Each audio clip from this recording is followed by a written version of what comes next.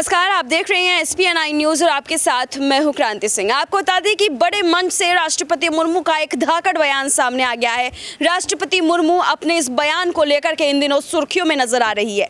राष्ट्रपति मुर्मू ने क्या कुछ कहा इस बयान के जरिए, वो एक एक शब्द हम आपको सुनाएंगे, लेकिन हम आपको बता दें कि हम तमाम आपको ऐसे अपडेट जो है ला करके देते रहते हैं और इसी तरीके से एक बार फिर से राष्ट्रपति मुर्मू का ये धाकड़ बयान हम आपके साथ शेयर कर रहे हैं। तो देखिए हमारी ये खास वीडियो।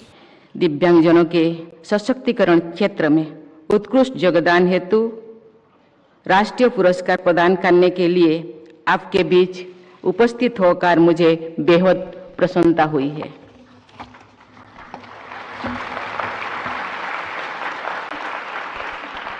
अंतर्राष्ट्रीय दिव्यांगजन दिवस को मनाने का उद्देश्य दिव्यांगता से जुड़े मुद्दों के बारे में जागरूकता को बढ़ावा देना, उनके लिए एक स्वस्थ वातावरण बनाना है ताकि वे एक सम्मानजनक जीवन जी सके। वे बिना किसी भेदभाव के राजनीतिक, सामाजिक, आर्थिक, सांस्कृतिक तथा खेल जैसे गतिविधियों में भाग ले सकें, ऐसे माहौल का निर्माण करना है। मैं आज पुरस्कृत सभी व्यक्तियों को और संस्थानों को बधाई देती हूँ। ये पुरस्कार आपको दिव्यांगजनों के जीवन में सकारात्मक परिवर्तन लाने की दिशा में आपके उत्कृष्ट योगदान को मान्यता देने का एक प्रयास है। मैं आशा करती हूँ कि अन्य संगठन और व्यक्ति आपसे प्रेरणा लेंगे और आपका अनुकरण भी करेंगे।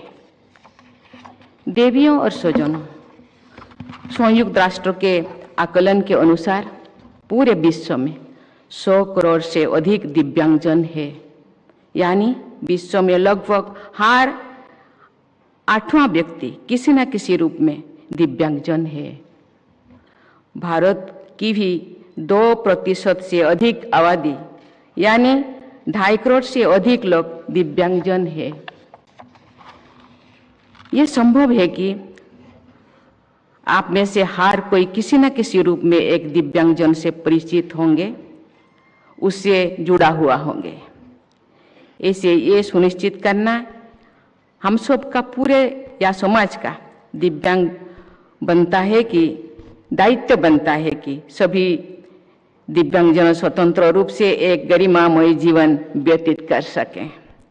सभी दिव्यांगजनों को अच्छी शिक्षा प्राप्त हो, ये अपने घर और समाज में सुरक्षित रहे, उन्हें अपना करियर चुनने की स्वतंत्रता हो, इक्वल एम्प्लॉयमेंट अपॉर्चुनिटीज हो, ये सुनिश्चित करना भी हमारा दायित्व है। देवियों और स्वजनों, भारतीय संस्कृति और परंपरा में डिसेबिलिटी को ज्ञान अर्जन और उत्कृष्टता प्राप्त करने में कभी भी बाधा नहीं माना गया है। आप सबने ऋषि अष्टावक्र की कहानी सुनी होगी। उन्हें अष्टावक्र इसीलिए कहा जाता है क्योंकि उनका शरीर 8 जगह से टेढ़ा था। वे एक तेजस्वी बालक थे। अल्प आयु में ही वे एक असाधारण विद्वान बन गए थे। ऋषि अष्टावक्र ने अनेक चुनौतियों के बावजूद अपने ज्ञान और दर्शन से समाज को प्रकाशित किया। उन्होंने अष्टावक्र गीता और अष्टावक्र संहिता जैसे महत्वपूर्ण ग्रंथों की रचना भी की थी। इसी तरह भक्ति साहित्य में महान कवि सूरदास भारतीय काव्य के गौरव है। उन्होंने जिस तरह नेत्रहीन होते हुए भी राधा कृष्ण के रंग रूप, श्रृंगार और सौंदर्य का सजीव चित्रण किया है, वो किसी नेत्र वाले व्यक्ति के लिए भी बहुत ही कठिन है। उनका बाल्य वर्णन विश्व साहित्य की उपलब्धि है। एक सारगर्भित कथन है कि vision is more important then site. आधुनिक काल में श्री भी महान वैज्ञानिक और शिक्षाविद स्टीफन हॉकिंग ने अपने असाधारण ज्ञान से विज्ञान जगत को नई दिशा प्रदान की है।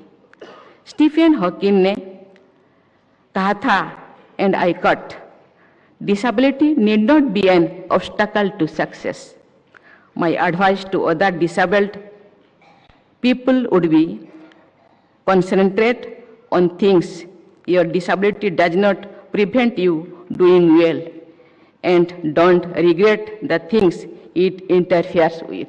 Unquote. प्राय ये देखा गया है कि दिव्यांगजन दिव्य गुणों से युक्त होते हैं। ऐसे अनगिनत उदाहरण है जिसमें हमारी दिव्यांग भाई बहनों ने अपने अदम्य साहस, प्रतिभा और दृढ़ संकल्प के बल पर अनेक क्षेत्र में प्रभावशाली उपलब्धियां हासिल की है। पर्याप्त अवसर और सही वातावरण मिलने पर दिव्यांगजन भी हर क्षेत्र में उत्कृष्ट प्रदर्शन कर सकते हैं।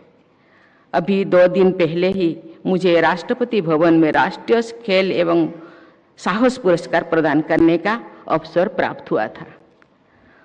उस पुरस्कार समारोह में मुझे मानसी गिरीशचंद जोशी, तरुण ढिल्लों, स्वप्निल संजय पाटिल और जेरलिन अनिका जे को अर्जुन पुरस्कार से और नीर बहादुर गुरुम को ध्यानचंद पुरस्कार से सम्मानित करने का सौभाग्य मिला।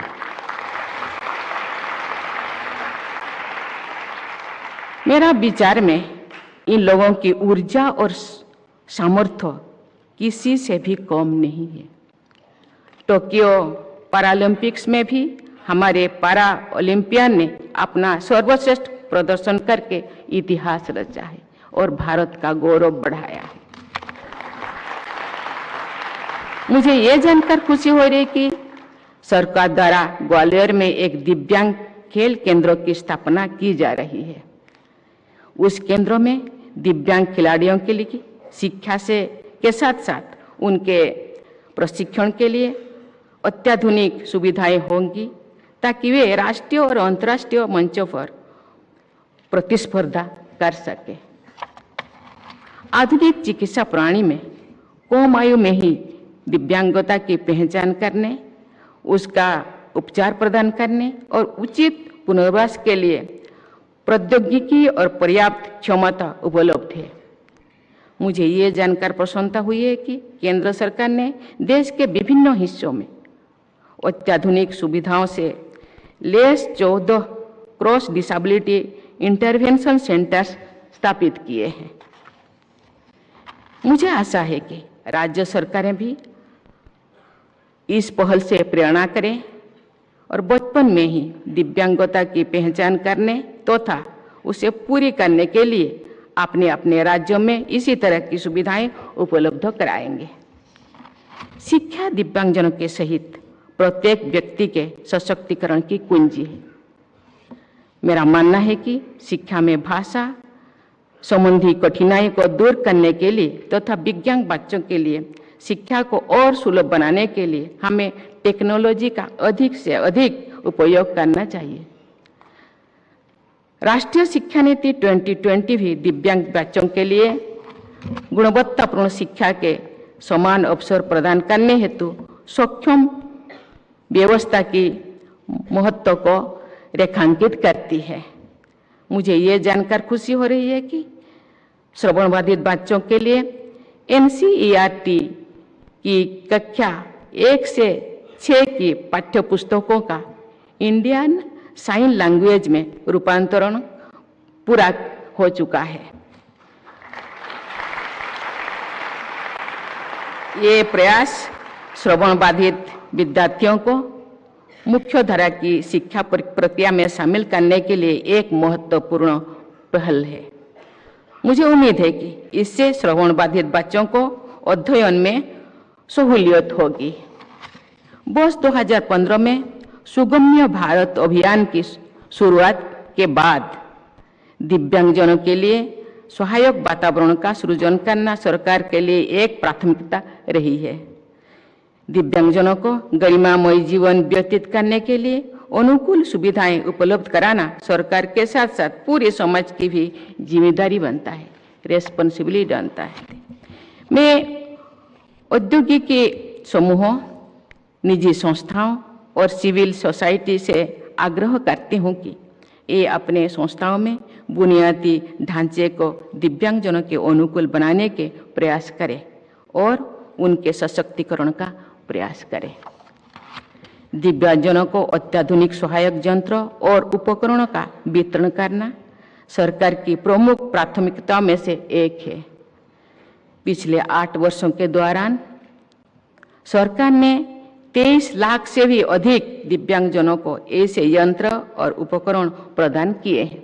मुझे जब मैं बैठी थी, अपना मंत्री वीरेंद्र सिंह जी उन्होंने मुझे बता रहे थे, एक मेला लगा हुआ है, देश के विभिन्न राज्यों से दिव्यांगजन आते हैं, वहाँ खुद के जरूरत के जो भी उपकरण वो लेंगे।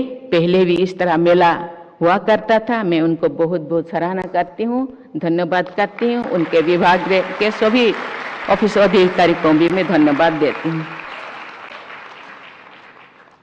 सरकार दिव्यांगजनों का एक राष्ट्रीय डेटाबेस बनाने के लिए यूनिक डिसेबिलिटी आइडेंटिटी कार्ड की परियोजना को लागू कर रही है, जो डिसेबिलिटी सर्टिफिकेशन में सहायक होगी। इसीलिए मैं विभाग को बहुत बहुत धन्यवाद देती हूँ।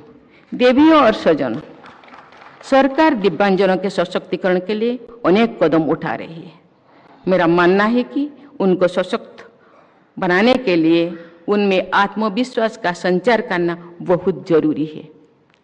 दिव्यांगजनों में भी सामान्य लोगों की तरह ही और कभी-कभी उनसे बढ़कर प्रतिभा और क्षमता होती है।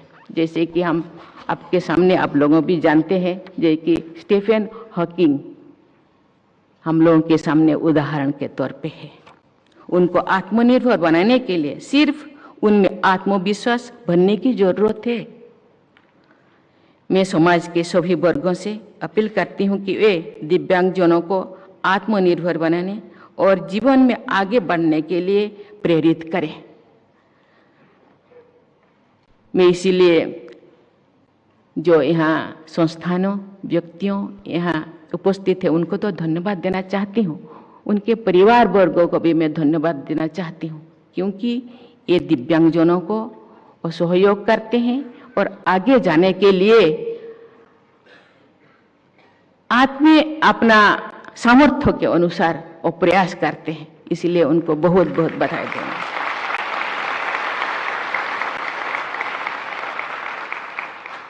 मैं समाज के सभी वर्गों से अपील करती हूँ कि दिव्यांगजनों को आत्मनिर्भर बनाने और जीवन में आगे बढ़ने के लिए प्रेरित करें। जब हमारे 2 करोड़ दिव्यांग भाई बहन मुख्य धारा से जुड़कर अपना प्रभावी योगदान देंगे तो हमारा देश और तेजी से विकास पथ पर आगे बढ़ेगा। और केवल परिवार के लिए सहयोग या समाज के लिए नहीं, ये देश के लिए भी, देश को सशक्त बनाने के लिए भी ये सहयोग होगा। इसीलिए सभी को इसीलिए प्रयास करना चाहिए। मैं एक बार फिर सभी पुरस्कार विजेताओं को बधाई देती हूँ। मुझे पूरा विश्वास है कि दिव्यांगजनों के समग्र विकास और सशक्तिकरण के लक्ष्य को प्राप्त करने की दिशा में सभी स्टेक होल्डर्स अपना प्रयास जारी रखेंगे। मैं सभी दिव्यांगजनों के जीवन में सुख, समृद्धि को और सफलता की मंगल कामना करती हूँ। बहुत बहुत बधाई।